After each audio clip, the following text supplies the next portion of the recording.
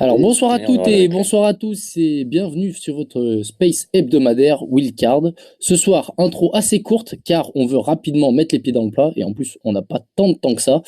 Avec mes deux acolytes de toujours, Clément alias King Kong. Salut Clément. Salut, ça va? Bah ça va très bien et toi? Ça va, nickel. Et on est aussi avec Thibaut alias le beau vélo. Salut à tous, très heureux d'être là avec Ouais, Marc. j'imagine, c'est exactement ma question. J'imagine qu'en tant que supporter, t'es heureux ce soir. Bah ouais, je suis amoureux de l'équipe depuis bientôt 10 ans, même plus que 10 ans, ouais. Donc forcément, Marc, je suis très admiratif de tout ce qu'il a fait, donc ouais, très cool. Ouais, exactement. Car oui, ce soir, on va parler de la Groupama FDJ une nouvelle fois et on reçoit un invité exceptionnel qui est là via le compte de sa femme. Bonsoir, Marc Madio. Bonsoir messieurs, Comment allez-vous, Marc? ça va pas trop mal, voire bien. Bon, bah tant mieux, c'est parfait pour passer une petite heure avec nous. Si un jour on m'avait dit que je dirais bonjour Marc Madio, comment ça va? J'aurais pas cru. Enfin bon, si nos auditeurs ont des questions ou des remarques, n'hésitez pas. On a déjà fait une présélection, on vous avait demandé en amont. Mais si d'autres vous viennent à l'esprit pendant le space, bah, on est là pour ça et pour les relayer. Le programme du soir, on l'a découpé en 4 parties. Tout d'abord, l'équipe Groupama FDJ avec un retour sur les récents changements de l'équipe. Ensuite, on fera un gros focus sur les jeunes de la Conti et tout ce qui l'entoure. Puis, on reviendra sur Villiers et l'apport de ce nouveau sponsor. Et enfin, on apprendra un peu plus à vous connaître, Marc. La première rubrique, c'est l'équipe. Commençons par l'actuel. Marc, qu'est-ce que vous avez pensé du début de saison? Et est-ce que vous avez hâte d'être à la Classic VAR demain où on a l'impression que l'équipe a mis une équipe, justement une équipe type sur cette Classic VAR?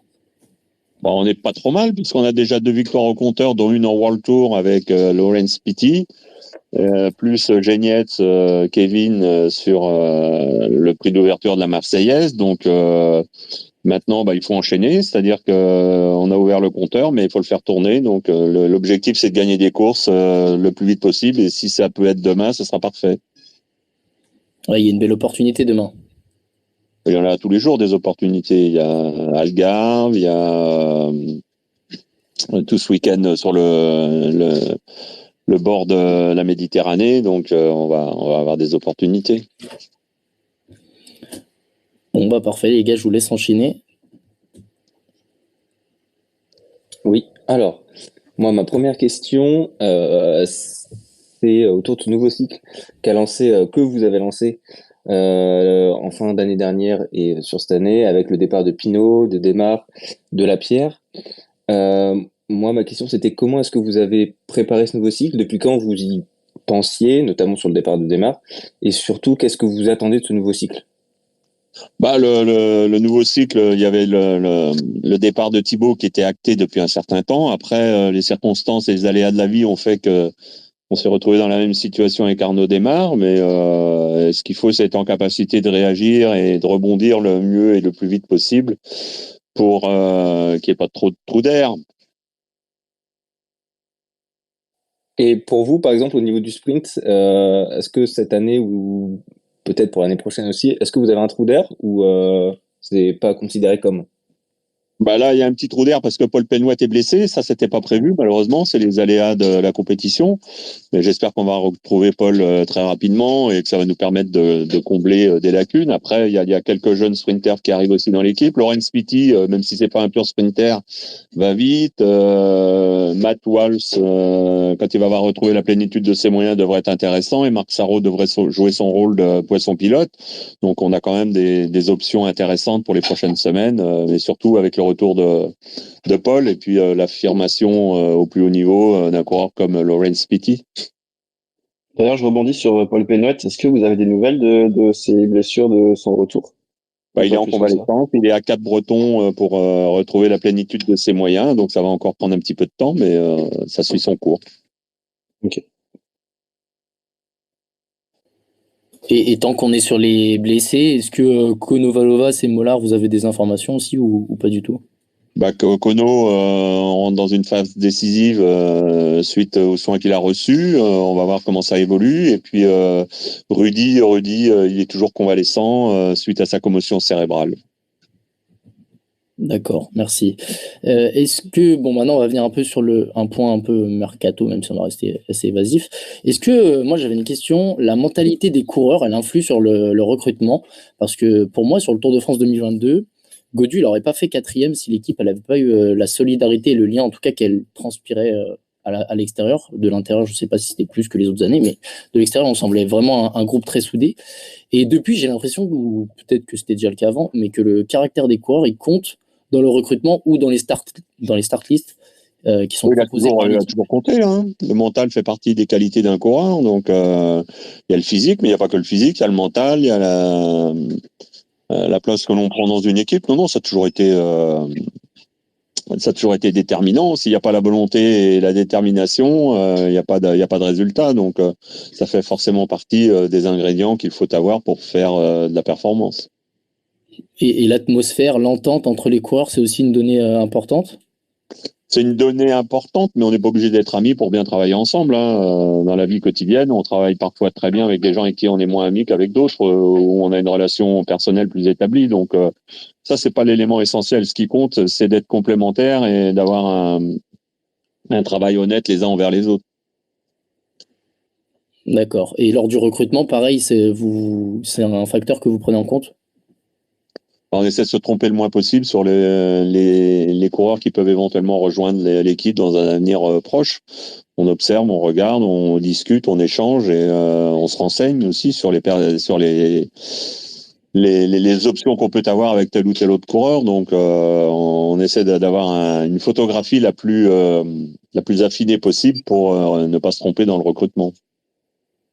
Oui, vous avez donc, et pour vous, c'est lesquels les facteurs, est-ce que vous pouvez les nommer, les facteurs que vous prenez en compte, hormis la performance lors d'un recrutement?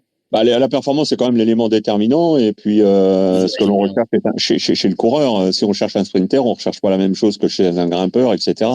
Donc, on essaie d'identifier les potentiels qui nous intéressent ou qui nous manquent dans l'équipe. D'accord, merci. Moi, j'aimerais bien rebondir aussi. Vous avez parlé de Pity tout à l'heure. On voit dans la Conti, mais aussi dans la World Tour maintenant, qu'il y a de plus en plus de Néo-Zélandais. Est-ce que ça a vraiment été une volonté, dans un premier temps sur la Conti, d'aller chercher, de se focaliser sur ce pays et Non, d'aller pas du chercher une tout. Pas du identité tout. néo-zélandaise ou pas du tout? Non, non, pas du tout. C'est les aléas et les concours de circonstances qui font qu'on se retrouve devant tel ou tel coureur de telle ou telle nationalité. Mais il n'y a pas d'objectif. On ne raisonne pas en se disant on va aller chercher un Néo-Zélandais ou on va aller chercher un Australien ou on va aller chercher un Belge ou un Espagnol. C'est les opportunités de recrutement qui se présentent ou pas par rapport à tel poste qu'on recherche. Mais l'identité, enfin la nationalité, c'est quelque chose que j'ai envie de dire qu'on regarde en dernier en fait.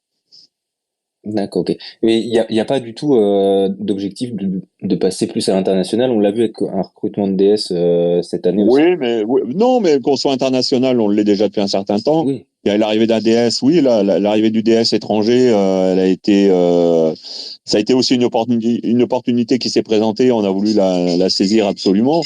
Mais après, on est une équipe, de toute façon, dans le monde moderne, on est forcément tourné vers l'international, mais on reste quand même, il y a quand même une identité, une majorité française qui se dégage naturellement au sein de l'équipe. Mais on parle aussi bien anglais que français dans l'équipe aujourd'hui. ok, parfait. Et la question suivante, c'était une question d'un auditeur, Cactus sur un vélo, je lui passe le bonjour d'ailleurs, qui nous demandait est-ce que quand l'équipe annonce des contrats de 3 ans, c'est systématiquement 2 plus 1 an en option, comme c'est le cas avec Kung et Godu cette année, et si oui, pourquoi annoncer 3 ans et pas 2, enfin 2 et 1 en option? Parce qu'il y a des options potentielles de sortie, mais il y a pas de règle, hein. C'est un échange, c'est un débat, c'est une discussion avec le coureur que l'on va éventuellement recruter et on trouve des terrains d'entente et d'accord les uns avec les autres pour pouvoir signer le contrat, évidemment. Mais il y a pas de systématisation des options. On peut très bien signer 3 ans ferme avec un coureur ou 2 ans ou 1 an ou 2 ans plus un. J'ai envie de dire tout est possible.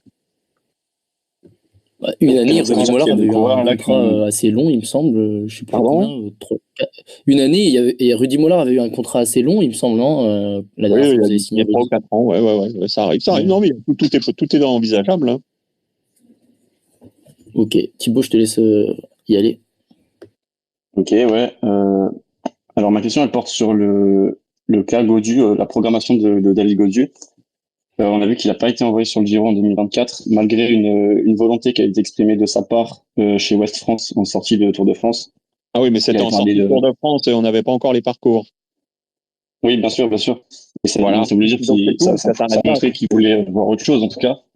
Oui, non, mais Et il y avait une volonté, il y a toujours une volonté de voir autre chose, mais après, bien il faut sûr, se bien ranger sûr. aussi aux parcours qui sont proposés. Et il est clair que le Giro de l'année 2024 n'est pas, a priori, le meilleur terrain d'exploitation pour les qualités de David Gaudu. Donc, de lui-même, il avait, le choix s'est fait naturellement pour lui. Ouais, c'est clair, j'allais en parler. Mais justement, je voulais du coup m'avancer un peu dans le temps.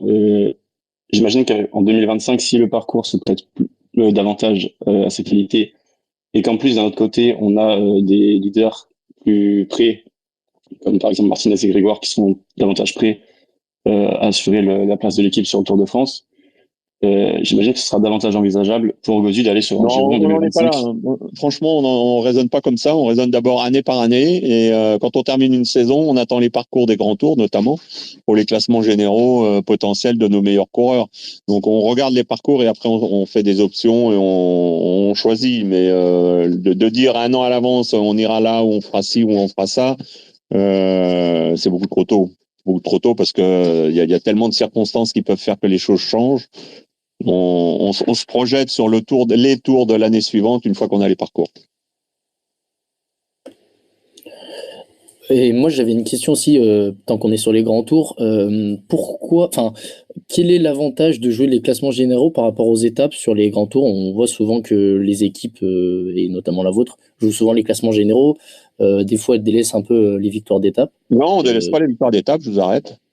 On ne délaisse pas les victoires d'étape, sauf que quand on veut développer une équipe et la faire grandir le plus haut possible, il faut s'intéresser au classement général et travailler en fonction du classement général. Parce que si on se contente uniquement des étapes, on régresse. Dans le fait de dire on va sur le tour pour faire que des victoires d'étape, ça veut dire que déjà on se limite dans notre champ d'action. Et c'est pas parce qu'on joue et qu'on s'installe dans le classement général qu'on enlève toute option sur les victoires d'étape, hein. Ça n'empêche, l'un n'empêche pas l'autre. Et je vous rappelle quand même qu'il y a 8 coureurs dans chaque équipe et que la vie d'une équipe ne se résume pas au seul leader. Il y a des mouvements de course, il y a des opportunités qui peuvent se présenter. Il faut essayer de les saisir. Donc, oui, on s'intéresse au classement général et on continuera à s'intéresser au classement général parce que c'est l'ADN de ce que doit être une grande équipe. Et ça se prépare, ça se travaille, ça se développe, ça s'entretient. Et renoncer avant même de commencer la compétition à s'intéresser au classement général, pour moi, c'est une preuve de faiblesse. Après, on a vu quand même certaines grandes équipes qui priorisaient les étapes justement par rapport au classement généraux jusqu'à maintenant. Qui La Quick Step notamment, je pense, avant Quick-Step, Evenepoel. oui, mais parce qu'ils ont des sprinters. Ils faisaient tout sur le Oui, oui. sprint. Voilà, c'est tout. Mais après, si vous avez quelqu'un capable de jouer dans le top 10, il faut jouer dans le top 10, ou le top 5, ou le podium. Mais quand vous n'avez personne, le choix, il se fait forcément simplement, évidemment. Oui, oui, ok. Donc un top 10 du classement général, pour vous, ça c'est, Mais on va c'est dire, important. supérieur à une victoire d'étape, même si les deux sont importants. Mais c'est aussi important qu'une victoire d'étape. Ça veut dire que vous êtes présent tous les jours dans le final des étapes, hein, mine Oui, de oui, rien. bien sûr. Voilà. Ok. Et Clément, je crois que tu voulais revenir sur les contrats juste Ouais. avant, là. Donc, après, on Vous avez passe au parlé jeune en de la fait Conti. du fait de développer, que travailler sur un grand tour et préparer un grand tour, ça se développait sur plusieurs années, etc. Je pense que c'est ce que vous essayez de faire avec Lenny Martinez. Euh, il y a beaucoup de coureurs qui sont en fin de contrat cette année. C'est le cas de tous les jeunes de la Conti qui sont montés l'année dernière. C'est le cas de Kung. Enfin, c'est pas le cas de Kung, mais il a cette année d'option et il peut aller voir ailleurs. Je crois que c'est le cas de Gaudu également. Moi, je voulais savoir si c'était quelque chose qui vous inquiétait ou si, au vu des négociations, c'est pas quelque chose qui vous embêtait en ce moment. Bah, vous savez, on est toujours en période où il y a forcément une renégociation de tel ou tel coureur à un moment ou à un autre par rapport à la durée de son contrat. Ils n'ont pas tous les mêmes durées de contrat sur les mêmes années, donc c'est un turnover permanent, hein. Donc on vit avec cela depuis que l'équipe existe et il y a un turnover qui s'installe ou pas. Il y a des contrats, il y a des gens qui restent là un certain temps, d'autres très longtemps, d'autres moins longtemps, d'autres sur des périodes courtes. Il y a de tout. Donc c'est ce qui fait la vivacité d'une équipe également. Donc ça fait partie du cheminement d'une équipe. Ok, ça marche. Et pour les jeunes que vous essayez de former, c'est du long terme évidemment. Enfin, vous visez le long terme en tout cas. On vise la performance et on vise l'efficacité dans la durée du contrat qui nous est imparti. Donc il y a parfois des expériences qui sont limitées dans le temps, puis d'autres qui s'installent dans la durée, qui vont jusqu'à 18 ans, comme ça a pu être le cas avec Mathieu Ladanius jusqu'à l'année dernière. Ok. Oui, c'est vrai que souvent, quand on va chez la Groupama FDJ, c'est pour un bon bout de temps. Un sponsor qui avait été là depuis un bon bout de temps, c'était Lapierre. Aujourd'hui, on est sur Villiers, le sponsor cycle, bien sûr. Voilà, Clément, je crois que tu voulais revenir justement sur cet épisode de Villiers. Oui, alors je sais pas ce que vous pouvez dire ou pas en fonction des contrats évidemment, mais moi ça m'intéressait de savoir comment s'était passé l'arrivée de Villiers justement après l'annonce de la pierre, à quel moment les contacts ont été faits et surtout qui avait contacté qui, si c'était plutôt Groupama, enfin l'équipe Groupama FDJ qui contacte le sponsor ou si c'était le sponsor qui avait montré un intérêt pour l'équipe et pour venir équiper l'équipe. Alors, il y a les échanges entre les partenaires qui s'installent de part et d'autre à un moment donné.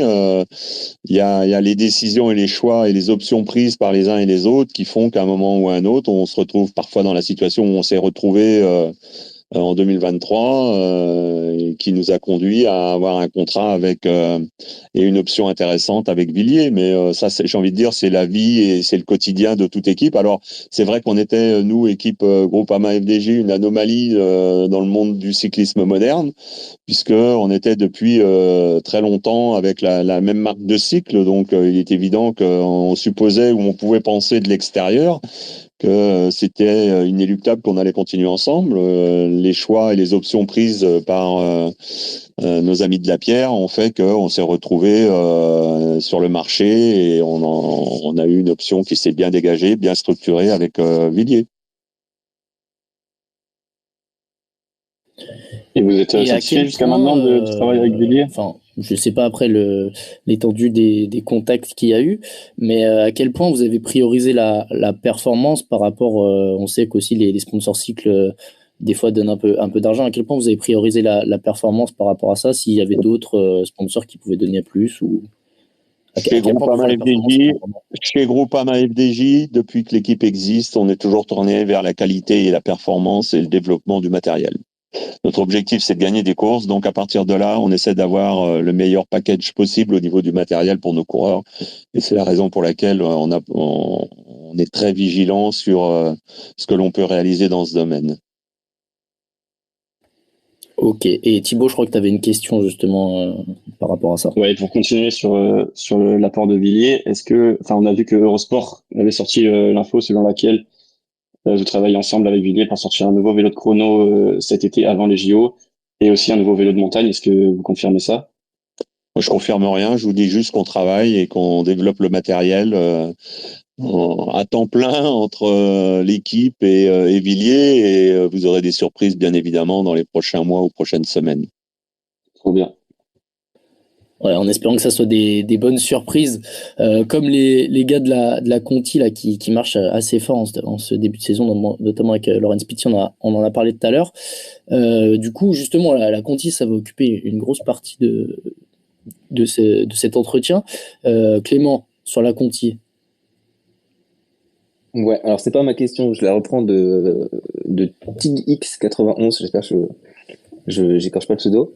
Il y a plusieurs questions dans la question, mais je vais tout donner d'un coup. Verra-t-on à terme l'apparition d'une U19 qui semble être la suite du programme junior qu'on a en ce moment, comme l'a fait AG2R?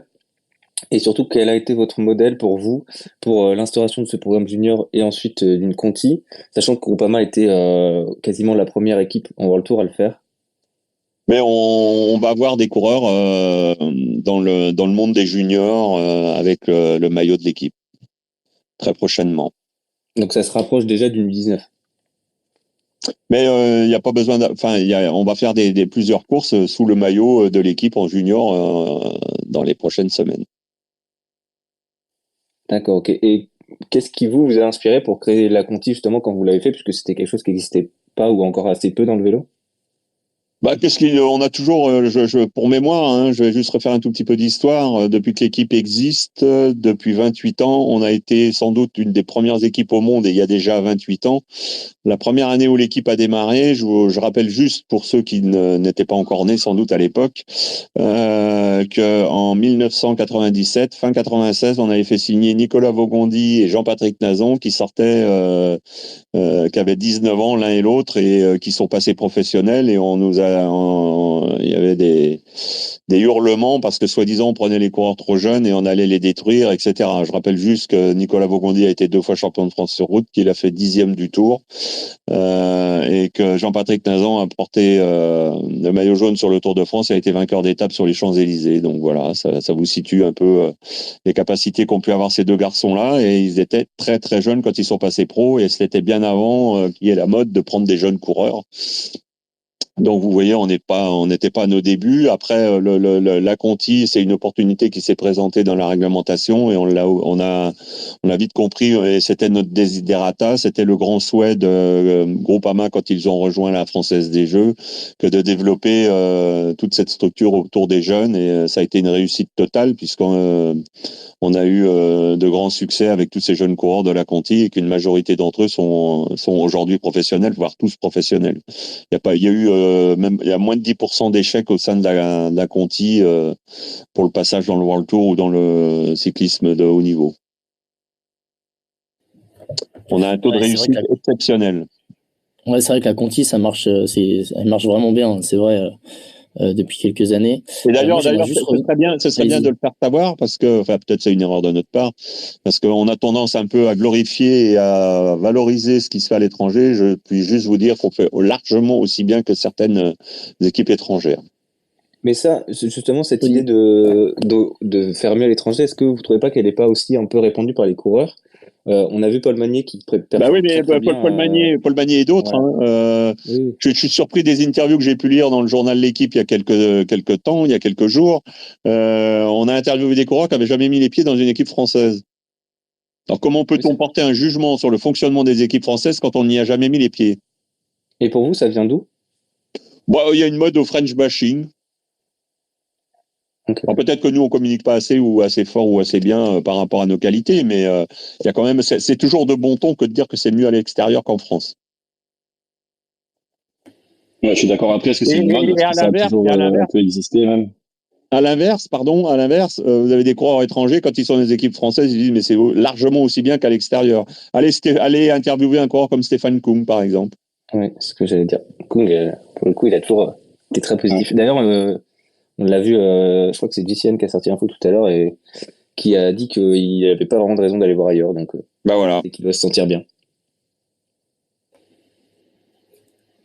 Et pour revenir sur la U19, Marc, est-ce que vous, à titre personnel, vous avez envie d'avoir une équipe junior un peu plus fournie dans les années à venir? Fournie, oui, mais pas trop, parce qu'il faut pas donner de faux espoirs à des coureurs qui n'ont pas forcément le niveau. Faut pas rêver, hein, il y a pas 50 000 places par an, il y a pas 30 ou 40 jeunes qui sont très bons tous les ans. Donc, ce qui prime, c'est la qualité et la capacité à performer et à se développer. Mais faire du junior pour faire du junior et faire du nombre pour du nombre, pour moi, c'est pas la bonne option, parce qu'on donne de faux espoirs aux coureurs. Donc, on est plus tourné vers la qualité dans le choix des coureurs, et dans la qualité, voire l'exigence totale et absolue par rapport à la qualité de ce qu'on va offrir aux jeunes coureurs. Mettre un maillot sur le dos d'un jeune coureur, c'est facile. Lui donner une formation adéquate et optimale, c'est plus difficile. Donc le but du jeu, c'est d'avoir cette capacité au sein de l'équipe et ces moyens de développer et de faire en sorte que les jeunes coureurs qui passent chez nous sortent plus grands et plus forts quand ils quittent l'équipe ou quand ils montent à l'étage supérieur. Je sais qu'au tout début de la Conti, enfin en tout cas pour l'année où Martin et Grégoire étaient là, c'est pas le début, mais pour l'année où ils étaient là, on avait entendu parler d'un salary cap pour la Conti. Est-ce que je pense que c'est plus le cas aujourd'hui au vu de la concurrence, mais est-ce que c'est quelque chose qui vous tenait à cœur? Si, c'est toujours le cas aujourd'hui. Il y a toujours D'accord. ils sont toujours tous. Ils sont tous D'accord, ok. payés le même tarif. D'accord, ok, ça marche. Non, ils ont tous le même contrat. Ok. Et du coup, pour le passage à l'étage du dessus, donc à la World Tour, comment ça se décide une montée parce que bien sûr qu'il y a les résultats qui comptent, Bah oui. mais est-ce que il y a d'autres arguments qui rentrent en jeu? Par exemple, moi je pense à Marijn van den Berg qui avait plutôt des bons résultats en espoir et qui n'est pas monté dans la World Tour. C'est son Donc choix. peut-être qu'il y a d'autres trucs. C'est son choix. D'accord. Vous savez, on peut tous choisir. Hein. Il y en a d'autres qui n'ont pas fait, qui ont fait le choix de ne pas venir, de passer au-dessus avec nous. Hein. Oui, c'est vrai. Voilà. Et la décision du passage de la Conti à la World Tour, elle est prise par qui? Par le staff de la Conti, le staff de la World Tour, les deux en discussion, je suppose? Il y a une cellule de recrutement au sein de l'équipe qui est composée de plusieurs personnes et vous savez, ça se fait assez naturellement et assez facilement. Hein. Le résultat, le travail, le sérieux, l'application, la marge de développement, etc., etc. Il y a plusieurs critères qui rentrent en ligne de compte pour permettre à un jeune de monter à l'étage supérieur. D'accord. Et justement, on a vu que l'équipe, elle comptait beaucoup sur la Conti. Aujourd'hui, les rangs de la World Tour sont extrêmement renforcés par les jeunes de la Conti. Et est-ce qu'il est toujours possible de voir arriver un ou des leaders venus d'autres équipes, comme ça a été le cas avec Kung notamment, qui est l'un des seuls exemples transferts de ce type, parce que même avant, les Pinot, les Démarre, les Boigny, c'est formé par Groupama, enfin par FDJ à l'époque. Donc est-ce que c'est aussi, enfin c'est toujours possible de voir des leaders qui viennent d'autres équipes signer chez Groupama FDJ dans un avenir proche? Alors, on ne sait pas de quoi demain sera fait, mais des opportunités pour des coureurs de haut niveau de nous rejoindre à un moment ou à un autre, oui, pourquoi pas. Aujourd'hui, c'est pas la priorité absolue. On est plutôt tourné vers les gens qui nous ont fait confiance depuis leur jeune âge, mais il y a jamais rien, il y a pas de porte fermée. Hein. C'est une histoire d'opportunité et de possibilité et de capacité à pouvoir recruter des coureurs de haut niveau à l'extérieur. Mais on est quand même très marqué. Vous l'avez fait, vous l'avez dit à juste titre. On est très marqué vers les jeunes coureurs qu'on a la chance de pouvoir développer. Nous, on prend des jeunes. Si on le prend, c'est qu'on croit en ce jeune coureur et c'est qu'on pense qu'on va pouvoir l'amener au plus haut niveau. On préfère la qualité à la quantité. Donc, on est plutôt dans la recherche de talent et de performance et de travail plutôt que sur le nombre et de se dire on va tamiser et puis on verra ce qui reste. On n'est pas dans cette option-là. On est dans l'option de sélection, de développement et de travail et d'exigence. Oui, ça se voit et ça marche plutôt bien. Est-ce que pour vous, la deuxième année là d'année pro, c'est déjà trop, enfin c'est pas assez justement c'est déjà trop tôt pour un Grégoire ou un Martinez de doubler les grands tours, par exemple faire un Giro Vuelta. Par exemple Martinez, On pourquoi va l'a quand pas? même être raisonnable. On va quand même être raisonnable. Oui, c'est pour ça. C'était la question. Un grand tour, c'est déjà bien. Euh, Moi, j'avais une question aussi. Alors, c'est par rapport à la deuxième année des jeunes de la Conti. On les voit, en tout cas, sur ce début de saison, beaucoup monter avec la World Tour. Est-ce qu'il y a plus cette dynamique cette année, peut-être que les autres années, même si c'était le cas les autres années, mais j'ai l'impression moins, de former ces jeunes-là au World Tour dès leur deuxième année dans la Conti pour leur faciliter de monter une adaptation? Parce qu'on a vu l'adaptation de Thompson, notamment, qui a été assez difficile. Il a été blessé, il me semble, l'année dernière, mais son adaptation est difficile. Est-ce qu'il y a cette volonté de les faire monter davantage dans la World Tour dès leur passage dans la Conti, dès leur deuxième année, pour faciliter ce passage? C'est une histoire de niveau. S'ils sont prêts, on les fait monter plus vite. Ok, c'est aussi simple que ça. Ok, moi j'avais une question sur l'aspect scouting, donc repérage de très jeunes. Combien vous avez de personnes dans l'équipe qui sont là pour ça, pour repérer? J'imagine que c'est un gros travail de titan d'avoir tous les résultats des catégories jeunes.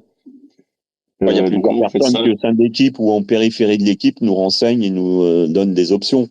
Après, on organise avec mon frère le trophée Madio également chez les cadets. Donc, on est à la source de la production de courses. Aujourd'hui, le trophée Madio en cadet est sans doute le trophée le plus convoité chez les cadets et le plus observé et le plus regardé par bon nombre de chercheurs de talent dans le cyclisme français. Et est-ce que vous vous fixez une limite minimale d'âge sur laquelle vous pouvez commencer à convoiter des coureurs ou il n'y a pas spécialement de limite? Bah, on regarde chez les cadets, chez les juniors, hein, un peu comme tout le monde, hein. Et le trophée Madio, c'est vous ou c'est votre frère? C'est C'est qui les le deux. Madio dans l'histoire? Oui, je me doute que c'est une grande histoire de famille aussi, Groupama FDJ.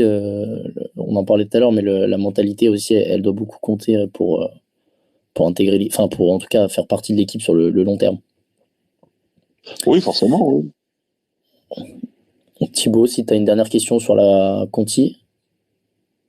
Non, j'ai posé toutes mes questions, je crois, sur la cantine. Clément, pareil. C'est bon pour moi, tu peux passer à la suite. Ok, ben on va passer pardon à vous, Marc. Euh, voilà, pour vous apprendre à vous connaître un peu plus, parce qu'on vous connaît à travers l'équipe, on vous connaît à travers les interviews que vous donnez, mais justement pour l'équipe. Du coup, je crois que Thibaut, t'avais une question pardon pour Marc. J'avais une question, effectivement. Est-ce que, Marc, c'est plus fatigant d'être patron d'une équipe cycliste en 2024 ou en 1997? Vous pouvez avoir un avis là-dessus. Bah, le métier change, il évolue en permanence. Ce qui était vrai à l'époque où j'étais coureur, dans les équipes où je suis passé, et ce qui se passe aujourd'hui, bah, c'est un autre monde, c'est une approche différente. L'objectif, quand on est patron d'une équipe, c'est d'être en capacité de s'adapter à toutes les situations et d'être, malléable, une pâte à modeler pour pouvoir s'adapter au monde qui évolue en permanence et qui bouge très vite. Et le cyclisme bouge vite, donc il faut être capable de s'adapter et de s'entourer et être capable aussi de se dire, on n'a peut-être pas forcément la science infuse et aller chercher de la compétence là où elle est. J'imagine que vous commencez un peu à réfléchir à la suite. Je vais pas vous demander qui va vous succéder à la tête de l'équipe, ce serait malvenu. Mais je vais vous demander de peut-être nous fournir un tableau idéal d'un successeur idéal. Qu'est-ce que vous recherchez pour donner les clés à quelqu'un? Vous voulez quoi pour qu'il puisse continuer à faire vivre l'équipe? Ah bah ça, on verra avec le temps. Il y a encore un petit peu de marge et puis on réfléchit à la façon dont on va développer et mettre l'équipe dans les meilleures dispositions pour perdurer dans le temps. Et ça passe par l'humain, ça passe par les moyens et ça passe par notre capacité à nous développer et à observer ce qui se passe sur le marché international. Parce qu'on est dans un monde de concurrence internationale où il faut aller chercher de la compétence et des moyens qui vont nous permettre de viser les sommets. On est à un bon niveau, on est compétitif. Mais il ne faut pas s'arrêter à cela et il faut continuer à développer l'équipe, la structure, les moyens et bien évidemment par voie de conséquence les coureurs et les résultats derrière.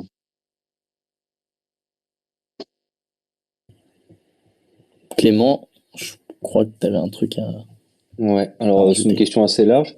On vous voit, on vous a vu beaucoup sur des vidéos qu'on fait le tour un petit peu partout. On vous voit que vous avez toujours été très impliqué. Vous avez donné beaucoup de votre personne pour cette équipe-là. Moi, j'avais envie de savoir qu'est-ce que cette équipe vous avez apporté à vous entre toutes ces années depuis lesquelles vous êtes à sa tête. Qu'est-ce que ça vous a apporté à vous, selon vous, dans votre vie personnelle, etc. Bah, ça m'a permis de m'accomplir. Moi, je vis à 100% ma passion. Et d'avoir la chance d'être avec la Française des Jeux et Groupama aujourd'hui, c'est un honneur, c'est une chance. Et à moi de le faire fructifier, de le développer et de l'entretenir. Est-ce que le Madio coureur, c'est le même que le Madio patron d'équipe ou il change, il évolue Bah, on évolue et on change forcément avec le temps. Le point commun entre le Madio coureur et le Madio manager d'équipe, c'est que j'étais accrocheur et j'essayais toujours de donner 100% de ce que j'avais sur le vélo et de ne pas avoir de regrets. Et avec la Groupama FDJ, vous avez des regrets pour l'instant ou Non, parce qu'on évolue dans le sens que j'ai toujours rêvé que l'équipe évolue. Après, on est dans une concurrence extraordinaire. Donc, il faut être en recherche permanente de moyens et de regard capable de nous guider pour aller plus haut, plus fort, plus loin. C'est une recherche permanente dans tous les domaines. Il ne faut pas s'arrêter. Le rouleau compresseur ne s'arrête jamais et il faut tourner avec le rouleau compresseur. Il ne faut surtout pas passer dessous. Bah, au vu des dernières saisons et de la progression, le rouleau compresseur, pour l'instant, ça va. On va dire qu'on est dans Pour le bon l'instant, wagon. ça va, mais il faut faire attention que ça continue Bah, à aller bien. notamment ceux dont on parlait avec les fins de contrat là, en fin de saison. Je pense que vous avez du pain sur la planche en ce moment là. Bah, le pain sur la planche, il y en a tout le temps, toute l'année, toutes les saisons. Hein. C'est pas propre à cette année. Il y a quand on a des bons coureurs, c'est normal qu'ils soient convoités. Et l'objectif, c'est de continuer à travailler pour le bien de l'équipe et pour la cohésion de l'équipe et lui permettre d'aller chercher le plus de résultats possible par rapport à ses moyens. Donc, il faut toujours être tourné vers demain. Moi, je suis pas tourné sur hier ou aujourd'hui, je suis sur demain. Et demain, il y a des courses, et demain, il y a des options de victoire, et demain, il y a du travail à effectuer, demain, il y a de l'entraînement à mettre en place pour aller chercher du résultat le plus haut possible. Donc c'est un challenge permanent et c'est un autre point commun que j'ai gardé avec l'époque où j'étais coureur. La course finie, j'étais déjà tourné vers celle du lendemain. Et dans la vie de l'équipe, c'est la même chose. Je suis toujours tourné vers demain. Oui, et puis ça marche plus tout ça. Moi, j'avais une question sur le plan personnel aussi. Vous aimez bien prendre la parole, dénoncer aussi les dérives, ou en tout cas ce qui peut être un peu mal fait parfois dans le cyclisme. Pourquoi ne jamais avoir tenté d'aller dans une instance dirigeante? Est-ce que cette occasion, elle s'est déjà présentée? Alors, quand je parle d'instance dirigeante, je parle d'instance de premier plan comme l'UCI ou le gouvernement, par exemple, parce qu'on rappelle que vous avez été président de la Ligue nationale de 2008 à 2020. Mais pourquoi, ou en tout cas, est-ce que l'occasion s'est présentée d'aller dans quelque chose de peut-être de plus impactant dans le monde du cyclisme? Non. Un, ça s'est pas présenté. Deux, j'ai pas cherché et c'est pas mon. Non. Ça vous intéresse pas? Donner mon avis, oui. D'abord, je suis bien occupé avec mon équipe et je trouve que c'est plus excitant. Après, rentrer dans les instances, non, ça ne m'a jamais tenté. Non. D'accord. Bon, bah, c'est une réponse claire. Thibaut, je crois que tu Maintenant, avais une question aussi. Ouais, on aimerait bien vous plonger un peu dans le passé plus ou moins récent. Ça dépendra de vous.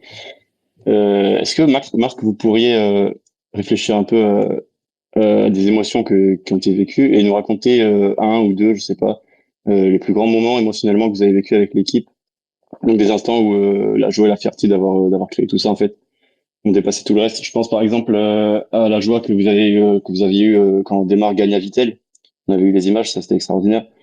Ou peut-être Frédéric Guédon qui gagne à Roubaix, je sais pas. Je vous laisse me dire et me raconter après plus ou moins dans les détails, c'est vous Oh, qui voulez. il y a eu plein de moments, mais un moment fort pour moi, c'est le jour où on a la première fois le maillot de la Française des Jeux s'est retrouvé sur une ligne de départ au championnat de France de cyclocross et qu'on l'a gagné avec Christophe Mangin. C'était la naissance de l'équipe. Et 28 ans plus tard, on est toujours là avec la descendance de ce maillot de 1997 qui s'appelle Groupama FDJ aujourd'hui. Donc, ouais, le lancement de l'équipe en 1997, je pensais pas que 28 ans après, on serait encore là. Après, pendant toutes ces 28 saisons, il y a eu beaucoup de grands moments. Vous en avez évoqué plusieurs.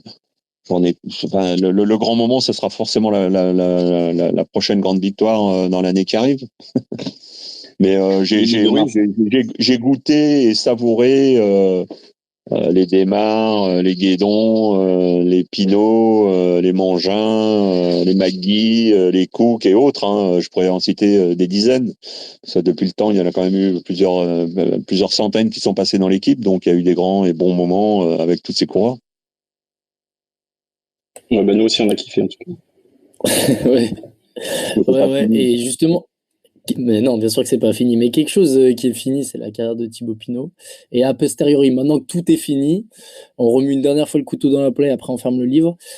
Pinot 2019, est-ce que sans sa blessure, il gagnait le Tour? On ne saura jamais. On ne saura jamais. Mais est-ce que vous avez un avis là-dessus, une intime conviction? Non, je sais pas. Ce serait facile de dire oui, ce serait simple de dire non. On saura jamais, et puis ainsi va la vie. Hein. Bon, voilà. C'est bien de pas savoir aussi, je pense. De Oui. laisser ça au mystère. On n'échappe pas à son destin. Voilà. C'est un regret pour vous quand même ou pas du tout? Bah, oui, la simplicité, ce serait de dire c'est un regret. Après, comme je vous dis, je viens de vous le dire, hein, on n'échappe pas à son destin. Donc, la vie nous réserve des belles et grandes surprises et des grands moments, et puis parfois des petites déceptions. Mais ce qu'il faut, c'est préserver les grands et beaux moments qu'on a pu avoir ensemble. Et le grand truc avec Thibaut, c'est qu'il nous a fait toucher un truc du doigt qu'on n'imaginait même pas. Voilà, moi, je m'arrête à ça. D'accord, mais oui, c'est vrai que je suis d'accord aussi sur le fait que laisser le mystère, ça fait partie aussi de sa légende, quoi, enfin, ou de son histoire. Voilà. Est-ce que, en parlant d'histoire, est-ce que vous avez une anecdote toute particulière à nous raconter, peut-être la plus belle chez la Groupama FDJ, un truc, une anecdote, pas forcément une victoire, pas forcément une joie, un truc un peu, voilà, qui vous a marqué notamment. Bah, moi, c'est pas lié à l'équipe, c'est lié euh, à ma relation personnelle avec le cyclisme et avec Luis Ocaña. Donc, on sort du cadre de l'équipe, mais moi, j'ai eu la chance d'aimer le cyclisme grâce à Ocaña en 71, quand il a mis Merckx à 10 minutes à Orsières-Merlette. Et en Et qui 91, tombe quand je après. gagne Paris-Roubaix la deuxième fois, il est venu chez moi pour moi. Ouais, c'est sympa. Donc, quand vous avez la chance d'avoir une idole quand vous êtes gamin et que 20 ans après, elle vient chez vous pour vous, et que l'homme qu'il était largement aussi grand et aussi fort que le coureur qu'il avait été, c'est un des plus beaux moments de ma vie. Bah, on imagine, parce que je pense que nous, ça nous ferait la même chose. Bon, maintenant, on va finir par des questions un peu plus, voilà, on n'est pas forcément sur un thème précis. Euh, Comment se passe le choix des programmes de course, le poids du directeur sportif face aux coureurs? Des fois, si les deux ont des points de vue divergents, Non, comment ça ça se arrive passe? rarement. Ça arrive très rarement parce que tout simplement, on essaie de coller le mieux possible la qualité du coureur à la course. Donc, c'est relativement simple et facile. Après, il y a un peu de casse-tête quand on a trop de coureurs ou pas assez de coureurs, mais de manière générale, ça se goupille plutôt pas trop mal. D'accord. Clément, je crois que tu avais une question de la part de Théo.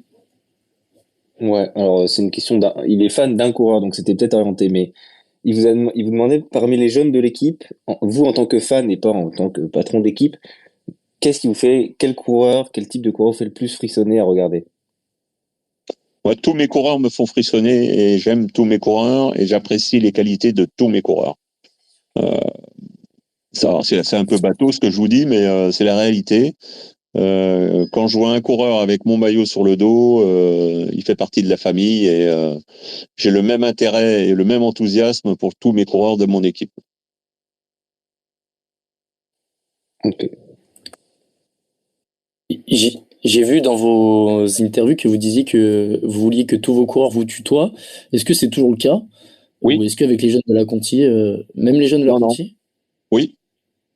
Ok.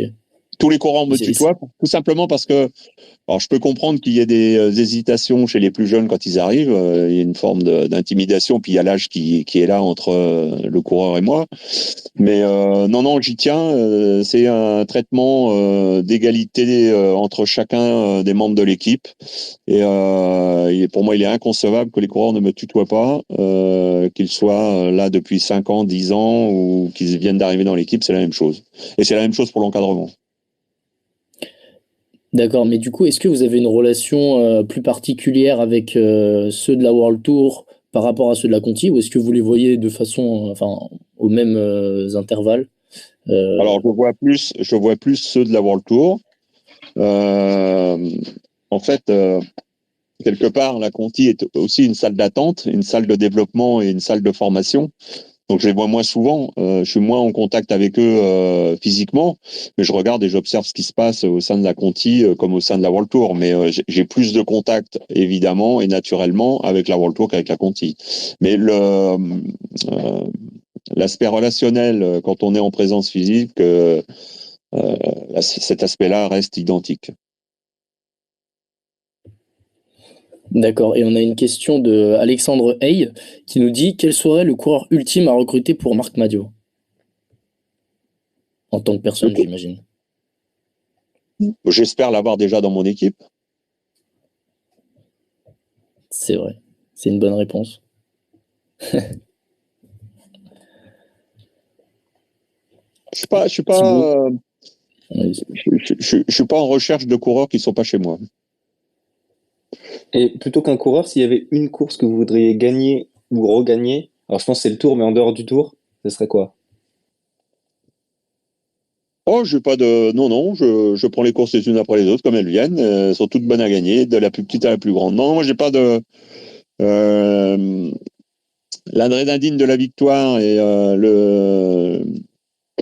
la joie et l'explosion qu'il y a quand on gagne est la même que ce soit une petite ou une grande course. Je suis très heureux quand on gagne.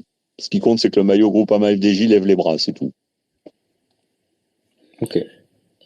Mais nous, c'est pareil, il faut voir comment on était content quand Kevin a gagné la Marseillaise. On est pareil. Pardon? On est comme vous, Marc. Nous, peu importe le niveau de la course, quand un maillot Groupama lève les bras, on saute au plafond. On était tous les trois ensemble pour la Marseillaise et c'est très dur, bien sûr. C'est très dur de gagner des courses, donc quand on peut en gagner, faut prendre. Parce que pour l'anecdote, on était tous les trois ensemble physiquement justement pour en ce jour sacré maintenant. Je crois que c'était le 28 janvier si je me trompe pas. C'est ça. Où Pity et Genietz gagnent le même jour. J'avais vu sur les réseaux que vous y étiez. Ouais. Et justement, ce jour-là, on a bien crié, on est rentré chez nous, on n'avait plus trop de voix. Mais que ça soit sur celle de Pity ou celle de Genietz, c'était le même explosion de joie, c'est vrai. Voilà, sur le chat, je ne sais pas s'il y a d'autres questions, mais je pense qu'on a fait à peu près le tour. Pourquoi aussi une dernière de TigX, pourquoi annoncer Gruel en ce début d'année comme ça? Ce timing, qu'est-ce qui explique ce timing? Il n'y a pas d'explication à ce timing, on était près de part et d'autre. Donc ça s'est fait là, mais ça aurait pu se faire plus tôt ou plus tard. Voilà. D'accord. Et du coup, ça lui assure, entre guillemets, une place pour l'année prochaine en World Tour? Oui, bah, oui. Ok, parfait. Je sais pas si Thibaut, tu avais une dernière question? Pas de question, non. Clément? Moi non plus, c'est tout bon, on va pouvoir aller regarder l'Europa League. Voilà. On va pouvoir conclure ici, ouais.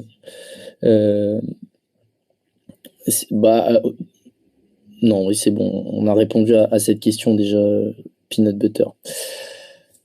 Merci en tout cas, Marc, d'avoir été avec nous ce soir. C'était un plaisir. Ouais, c'était un plaisir partagé. Hein. On refera un de ces quatre.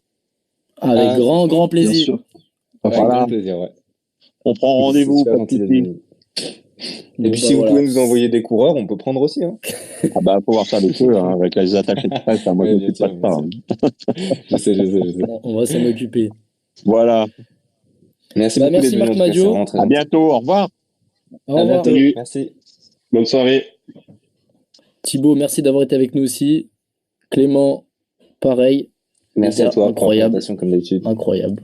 On a eu Marc Madiot. Et merci à tous d'avoir été présents sur le live. Vous avez été énormément toute la soirée. Ça fait grave plaisir. J'espère que vous serez là aussi pour le replay, pour ceux qui ont raté une partie. Et puis, moi, je vous dis à bonne soirée à tous. Bonne soirée. Merci d'être là.